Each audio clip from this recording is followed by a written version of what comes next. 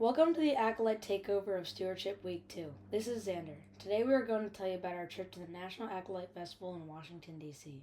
Then we will hear from more St. George's acolytes about what it is like to serve at St. George's. And finally, Cathy Hetznecker will tell us about our love of St. George's and her recent experience at the Diocesan Convention. It's a lot to get to, but don't worry, the acolytes are here to guide you through. But first, some business. We ended week 1 with 18 pledges totaling $62,590. Good job, St. George's. And if you haven't pledged yet, you can use this QR code to do so. And don't forget to subscribe to St. George's on our social media accounts. And smash that like button. On Saturday, October 12th, Grady, Aurelia, and I met at St. George's at 6 a.m. We loaded the cross, the St. George's banners, our cassocks, and our moms into a minibus and hit the road. This was the first time that most of us had seen the Washington National Cathedral, and it made quite an impression.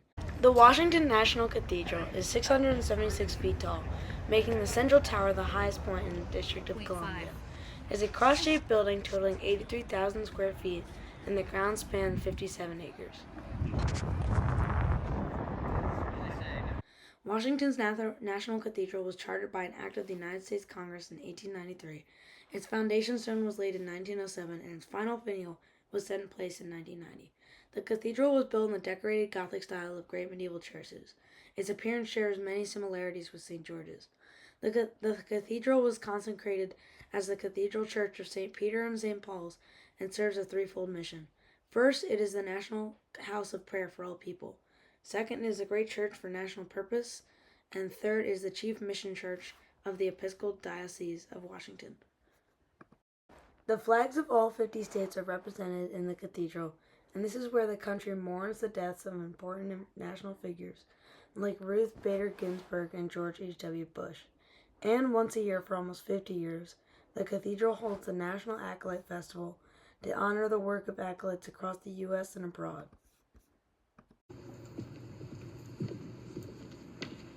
Well, good morning and welcome. I'm Jan Cope, Provost to the Cathedral, and on behalf of our Bishop and Dean and all of my Cathedral colleagues, I can't tell you what a joy it is to welcome you to this service. It's one that we prepare for and look forward to all year. This cathedral has hosted this National Acolyte Festival for almost 50 years, if you can believe it. And this year, we're thrilled to have over 70 parishes, churches, cathedrals, schools participating. We have over 600 of you, and that's just here, not to mention all of you who are worshiping with us online. And you swell our hearts and fill this place with exuberant joy.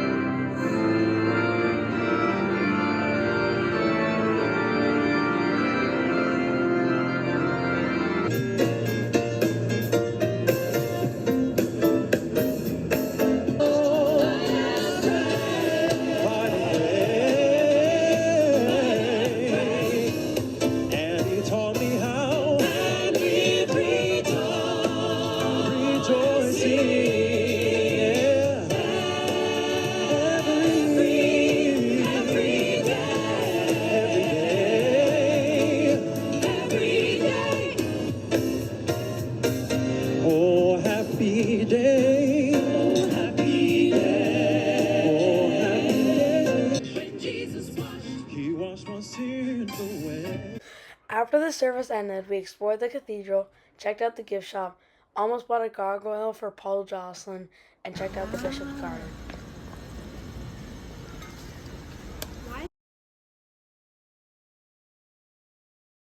My favorite stained glass window was the space window. At the center of the window lies a 3-billion-year-old moon rock brought back by Apollo 11 astronauts. It was installed at the cathedral in 1974. You can see it at the center of the red circle. It was a great day. Thank you for sending us, St. George's.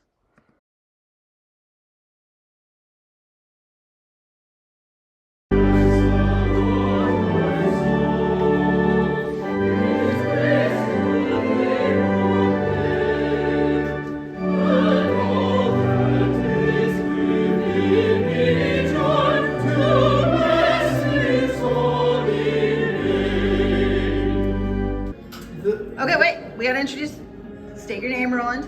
I'm Roland Marika. I'm one of the older acolytes at St. George's. Anyway, this is called a thurible. A thurible. Thurible. It's the incense burner. And what you do is you lift it up. The coals should already be burning. And the father takes, I'll show you, takes the boat. This is called a boat. For obvious reasons. And he takes this and takes a few spoonsful of the incense and puts them in the thurible. And the thurible. And is there a technique to swinging the thurible? Like, how do you get it to Yeah, not... don't do what I do. I do remember it caught on fire once. Yeah, well, the thing is, though, normally, and the thing is, though, there's a few rules that the acolytes got to know. Yeah, tell me. One is the crucifer stands way, during the procession, the crucifer stands at least 6 feet away from the thurifer. Okay. The reason is because the thurifer swings the thurible. So you don't want to hit the thurible. Hit the crucifer with the thurible. Correct. That sounds like a good idea. And then there are certain parts of the service that the priest, as you know, will incense the altar. Yep. This is how you hold it. Incense the altar, and then he will normally hand it to the thurifer, who will go out to the middle of the altar in the front and incense the congregation. You know, the big 1, 2, 3. Nice. And then he will take it back. He or she will take it back. Now, what is the incense? Like, what are we actually burning? Actually, the good incense is sap. It's all tree sap. Mm-hmm. But but the good incense is from which trees in Jerusalem? Frankincense, yeah.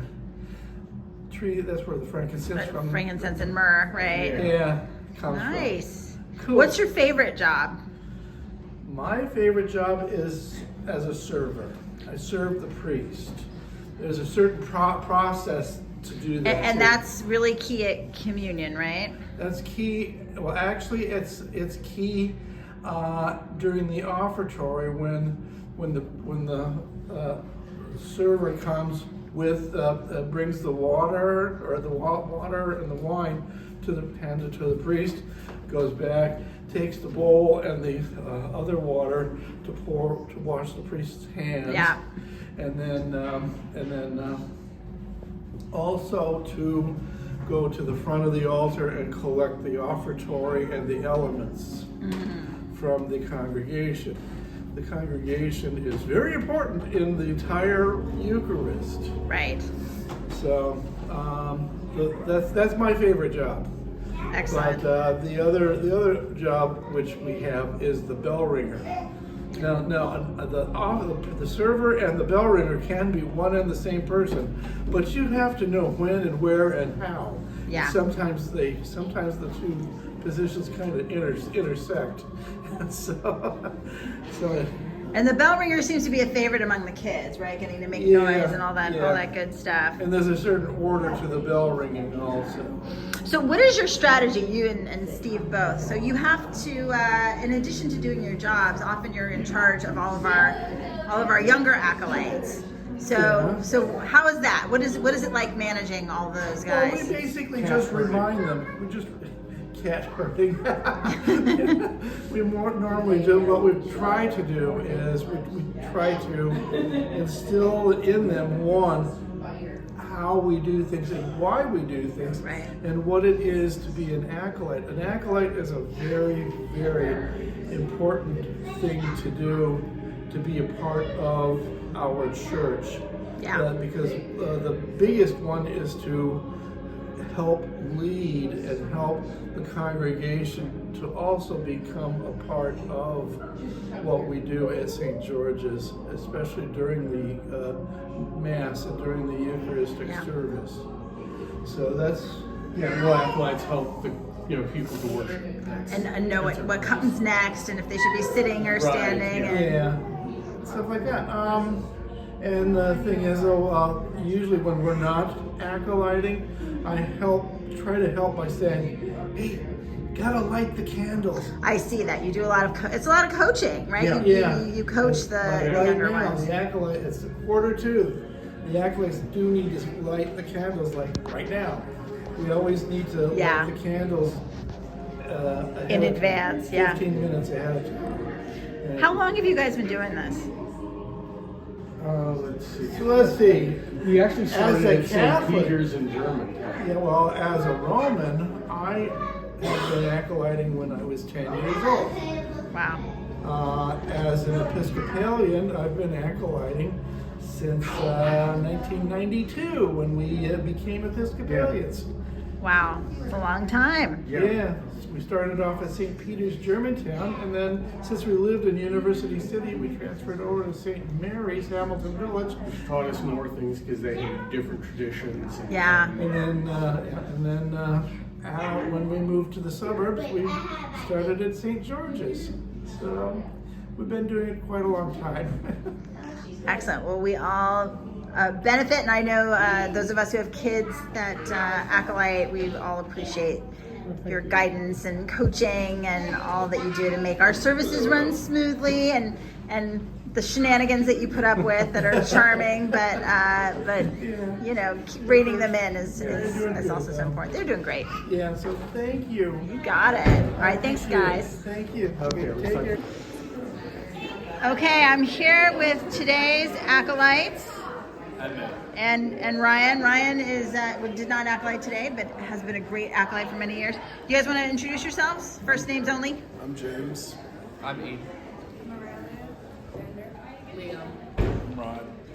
Okay, I'm just going to ask you a couple questions. Who wants to tell me what an acolyte does? Xander. They lead the people. Aiden, what do you think? They help people worship. They help people worship. That's the fun. So how do you help everyone worship? Showing them what to do. Show them what to do. We guide them. You guide them. So Carry stuff around. you carry stuff around. So what is your favorite thing to carry around, Ryan? Oh, dude, torch, easy. Torch. So easy. Torch. It's so light. Why the torch is light? Do you guys freak out when the torch goes out? It happens, right? It's happened one time because the whatever oil they had was running out in the candles. They had to switch them. It only happened. You clashed the torch, right? No. Oh my gosh. So what is the best part of being an acolyte? It's fulfilling. It's fulfilling? Yeah? Do you feel like, is it fulfilling to be part of the service? It feels good to help people. To help people? Yeah? I like to stand up on my You like standing up? You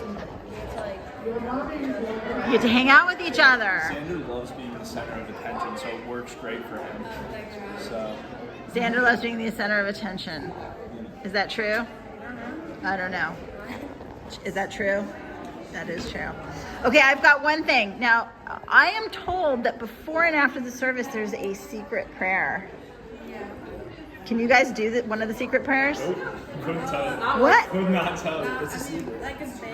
Is it really a secret?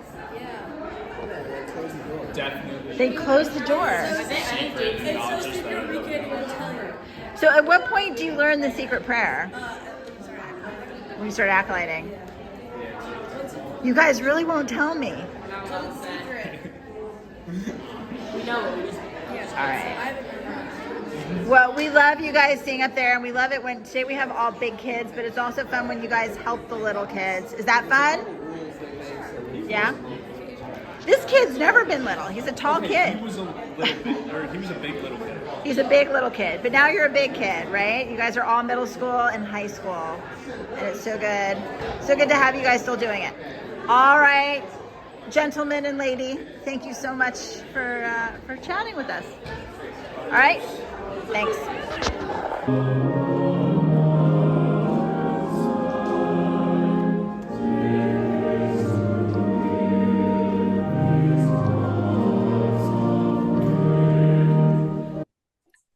Hi, St. George's. Sam and I are here today with Cathy Hetznecker, And we are asking Cathy about her experience in St. George. Cathy, could you tell us a little bit about your background and how you came to join us at St. George's?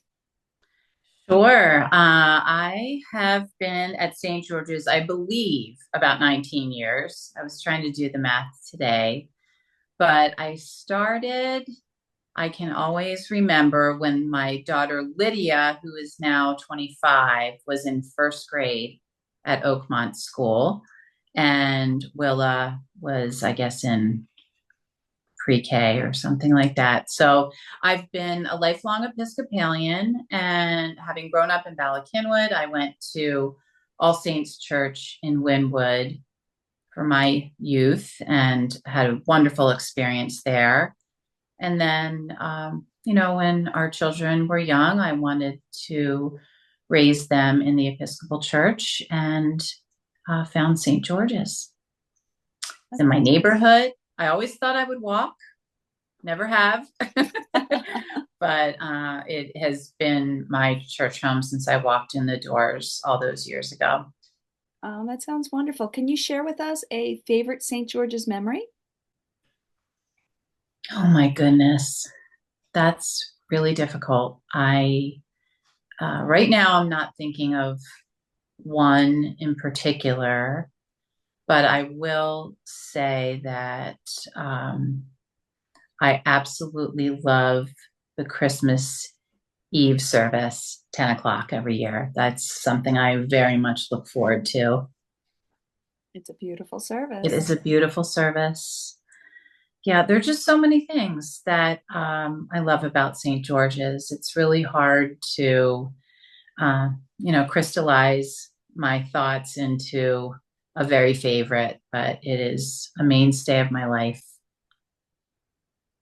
Well, recently you served as one of our convention delegates for the Episcopal Convention. Can you tell us a little bit about that? Yes, it was a wonderful day last Saturday.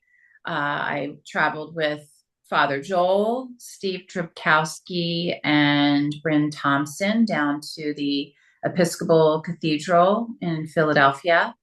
As I said to Claire and Sam a little while ago, I was embarrassed to say that after being an Episcopalian in this state for 57 years, it was my first time there, but it was an absolutely brilliant day. Gorgeous, gorgeous cathedral, but very powerful. It's important. Everyone should know that we are part of a much larger Episcopal family here in Pennsylvania and in our specific diocese. I felt very proud to be representing St. George's.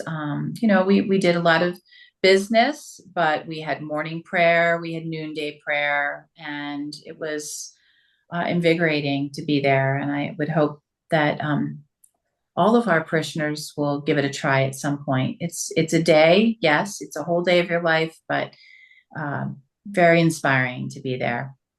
Were there any interesting issues that you guys voted on or discussed or that were contentious? Yes, budget stuff. Budget stuff. Always that kind of thing. It was a little heated at times, but ultimately the biggest issue was tabled for this year. And I need to be able to look at my notes to speak more intelligently about it. But the bottom line was that I think what Bishop Gutierrez made very clear was that our Episcopal Church is about love and forgiveness and Jesus Christ and following his example in our lives. And I really appreciated, especially in these weeks before our national election, how he made it very clear that, we are not a political body. We are a church, and we are a way of living. And I felt really proud to listen to his words and to be part of the Episcopal faith. There was some mention of him potentially being on like the short list for presiding bishop. And I'm putting you on the spot. Do you know where that is, or was there any? To my knowledge, we have a new bishop. So that's happened already. Yeah, I believe that's happened already, and I'm personally glad. I want him to stay here for a bit longer, at least. He is certainly an inspiring man, full of faith, full of love, and joy, actually, too, which we could all use. Yeah, for sure, for sure. So what is your dream for St. George's? What would you like to see? I mean, you were rector's warden for a long time. Well, not a long time, but for 3 years, not long ago, and did an amazing job. But what would you like to see happen in future? What is your sort of unrealized dream for St. George's?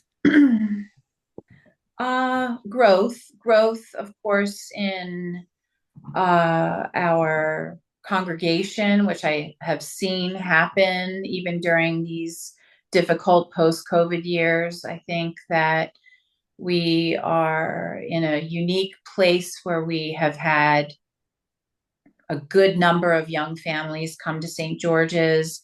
There seems to be a resurgence in young families having the desire to be part of a faith community, and I feel it's continuing. I hope it will continue, and I will hope that St. George's continues to be what it always has in my time here, almost 20 years, a warm and welcoming family.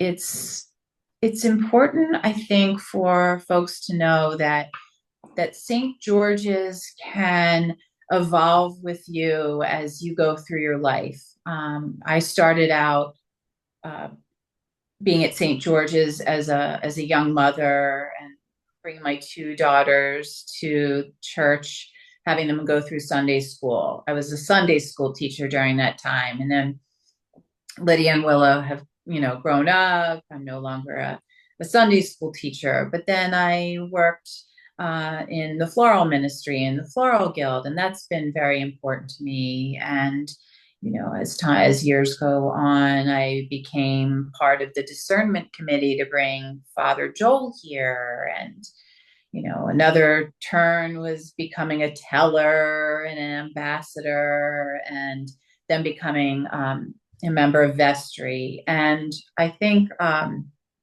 what has stuck with me over these years is that, sometimes in life we outgrow a organization, but that is not at all the case at St. George's. You can travel through different chapters of your life, and St. George's will always be there for you, as it has been for me, and for that I am absolutely eternally grateful.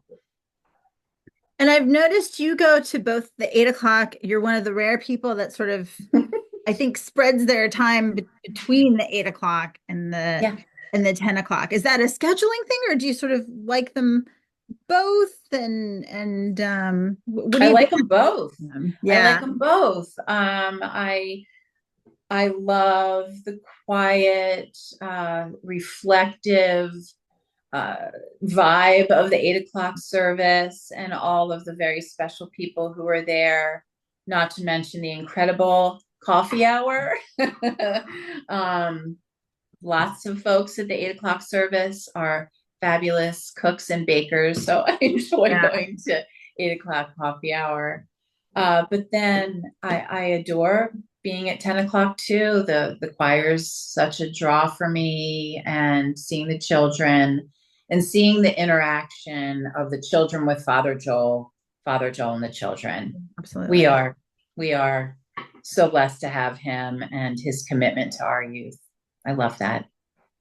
So yeah, I go to both because I like both, and I would encourage everyone to give it a try. It's quite interesting how you can have such a different experience at the same church It's a within a couple yeah, hours. Claire and I were there for the stewardship campaign this Sunday, and it was it is a totally different vibe. You have to get, adjust yourself to the right one language a little bit.